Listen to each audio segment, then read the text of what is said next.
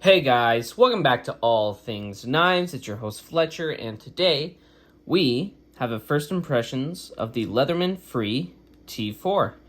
This guy's already been unboxed. It was a Christmas gift. So let's go ahead and take a look at it and get some first impressions. So I've handled this knife plenty of times before. We sell them at work. So I kind of got a good feel for what I'm supposed to be expecting with this guy. You know, I've got the flat head, I've got a scraper. Let's see what else I've got. I've got a file in case I need it. Got some tweezers, that's pretty nice to have. Tweezers are really nice to have.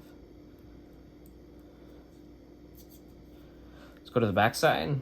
Let's see, we've got some scissors. Maybe not as good as the Victorinox ones, but definitely got some scissors. See what else we got. Looks like maybe an awl, kind of, or maybe a micro flat. Scraping, I'd probably call that an awl. And Phillips with bottle opener. I'll be excited to see how that bottle opener works. See if it's any as good as the ASK's bottle opener, which is probably the best one I've had so far. Love the deep carry pocket clip. Looks like no movement on it. Blade is a nice thin ground, hollow grind. Probably pretty thin behind the edge there. If you guys are able to see that, let me if I get it a little closer. Okay, so you see the knife. Put it a little closer for you. You can kind of see how it overlaps with my finger there. Nice thin hollow grind. It looks like they kind of started with a somewhat thicker, and then they just decided to do a pretty aggressive hollow grind on it. Finger slot's pretty nice, although I wish it was somewhat bigger. I think they could have done a slightly bigger finger slot just to get you a little bit more grip on it.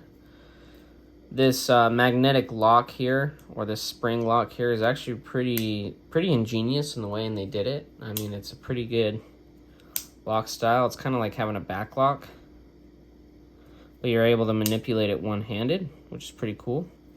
This thing is kind of chonkers, for sure. Definitely chonkers. But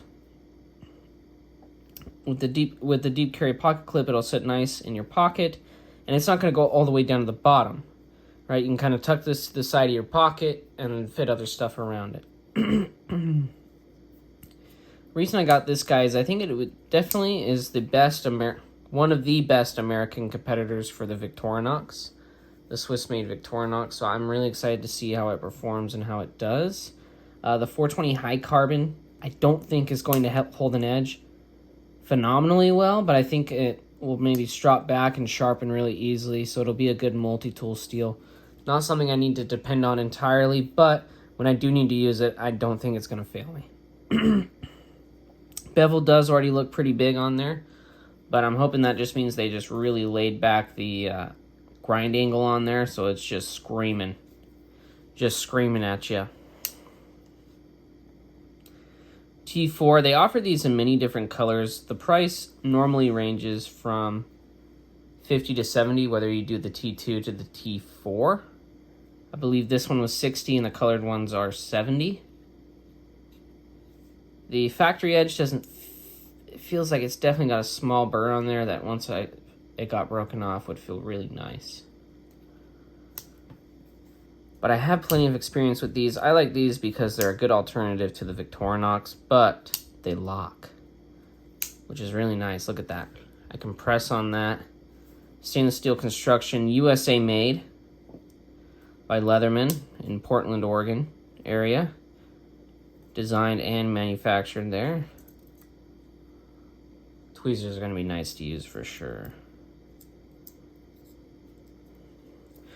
So those of you that have a T4, let me know how you like it. Maybe if you have the T2, let me know if you're curious about the T4. Definitely going to be doing a series on it. Would love to get your guys' thoughts on it. I already basically, because I see this guy every day at work, have kind of fallen in love with it. And it's definitely going to be interesting to see it from a carry perspective instead of a seller's perspective. Any thoughts you have on the T4, go ahead and leave them down in the comments.